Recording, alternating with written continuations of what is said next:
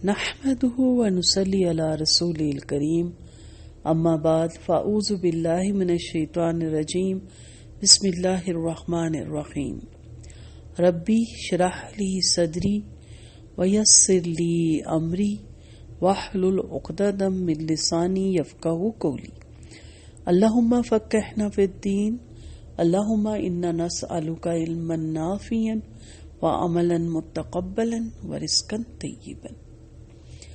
پچھلے لیکچرز میں جو ہمارے ذہنوں میں سوال آئے اور جو ان کے جواب ہم نے قرآن و سنت کے مطابق اور علماء کی محنت سے لکھی ہوئی تفسیروں کے مطابق جو جانے، تو اس سے خود بخود یہ بات کھل گئی کہ اسلام پہلے علم کا نام ہے اور علم کے بعد عمل کا نام ہے۔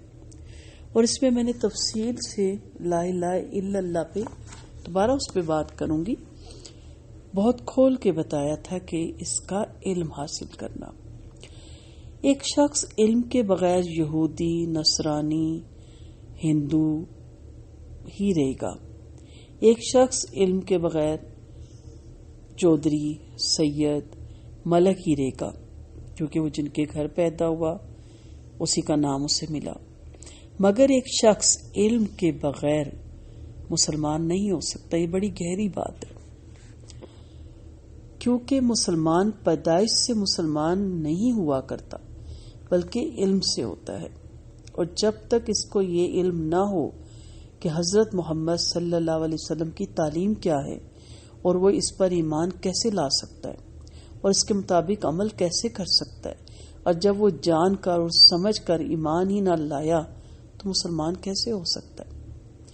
معلوم یہ ہوا کہ جہالت کے ساتھ مسلمان ہونا اور مسلمان رہنا غیر ممکن ہے۔ ہر شخص جو مسلمان کے گھر میں پیدا ہوا ہے، جس کا نام مسلمانوں کا سا ہے، جو مسلمانوں کے سے کپڑے پہنتا ہے اور جو اپنے آپ کو مسلمان کہتا ہے، حقیقت میں وہ مسلمان کیسے ہے؟ بلکہ مسلمان در حقیقت صرف وہ شخص ہے جو اسلام کو جانتا ہو اور پھر جان بوجھ کر اس کو مانتا ہو۔ ایک کافر اور ایک مسلمان میں اصل فرق نام کا نہیں کہ اس کا نام رام پرشاد ہے اور آپ کا نام عبداللہ ہے، اس لیے وہ کافر ہے اور آپ مسلمان۔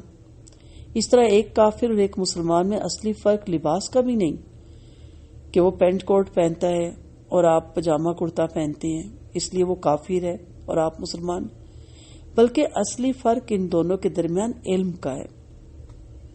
میں بھی رخسانہ اجاز ہوں، کوئی اور بھی رخسانہ اجاز ہو سکتی ہے، دونوں بازار سے گزر رہے ہیں۔ کیسے کہا جا سکے گا کہ ایک مسلمان ہے رخسانہ اجاز اور ایک کسی اور مذہب کی ہے؟ کیا چیز اس کو فرق کرے گی؟ یہ آپ سب سے سوال ہے۔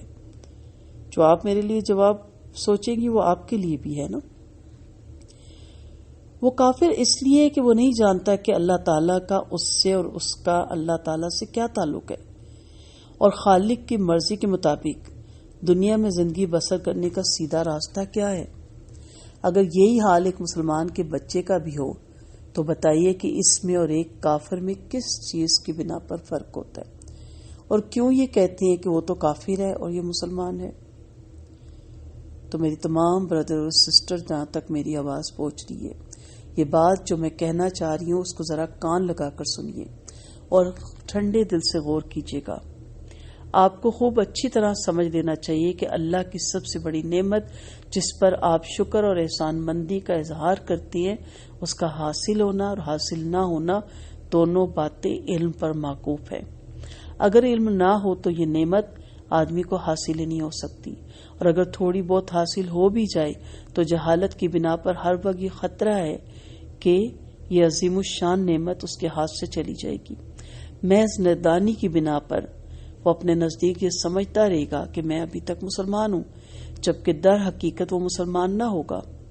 جو شخص یہ جانتا ہی نہ ہو کہ اسلام اور کفر میں فرق کیا ہے اور اسلام اور شرک میں کیا امتیاز ہے، اس کی مثال تو بالکل ایسی ہے جیسے کوئی شخص اندھیرے میں ایک پگڈنڈی پر چل رہا ہو سکتا ہے کہ سیدھی لکیر پر چلتے چلتے خود اس کے قدم کسی دوسری راستے کی طرف مڑ جائے اور اس کو خبر بھی نہ ہو کہ میں سیدھی راہ سے ہٹ گیا ہوں، اور یہ بھی ممکن ہے کہ راستے میں کوئی دجال کھڑا ہو اور اسے کہے کہ کہاں جا رہے ہو، تم اندھیرے میں راستہ بھول گئے ہو، آؤ میں تمہیں منزل تک پہنچا دوں.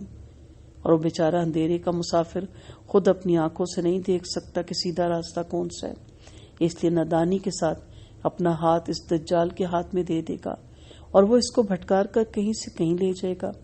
یہ خطرات اس شخص کو اسی لیے تو پیش آتے ہیں کہ اس کے پاس خود کوئی روشنی نہیں اور وہ خود اپنے راستے کے نشانات کو نہیں دیکھ سکتا.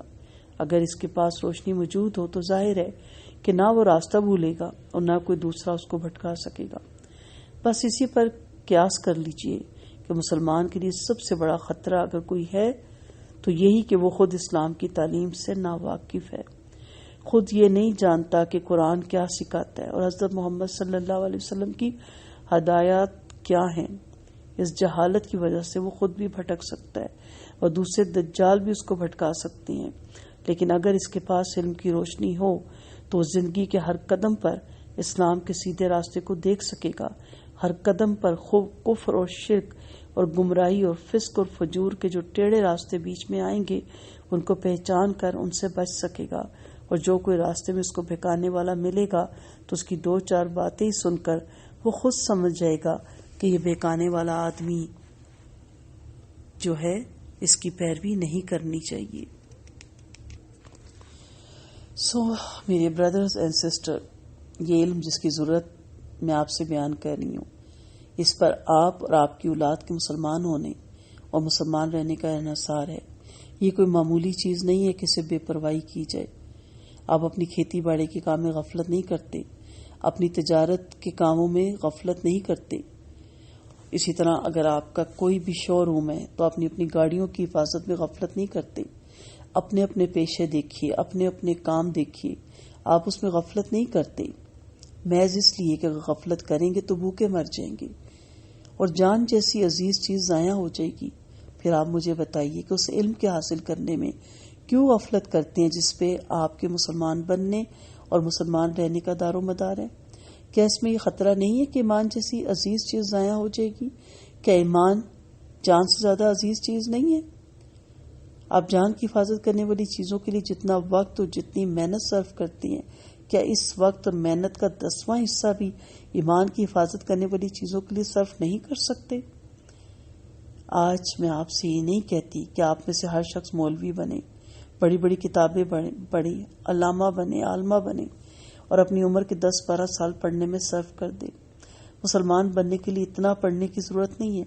میں صرف یہ چاہتی ہوں کہ آپ میں سے ہر شخص رات دن کے 24 گھنٹوں میں سے صرف 1 گھنٹہ علم دین سیکھنے میں صرف کریں.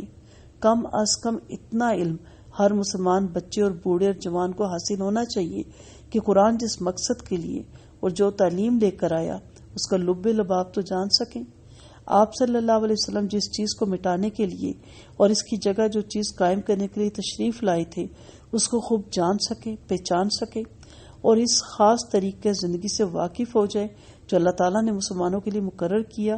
اتنے علم کے لیے کچھ بہت زیادہ وقت کی ضرورت نہیں ہے اور اگر ایمان عزیز ہو تو اس کے لیے 1 گھنٹہ روز نکالنا کچھ بھی مشکل نہیں ہے.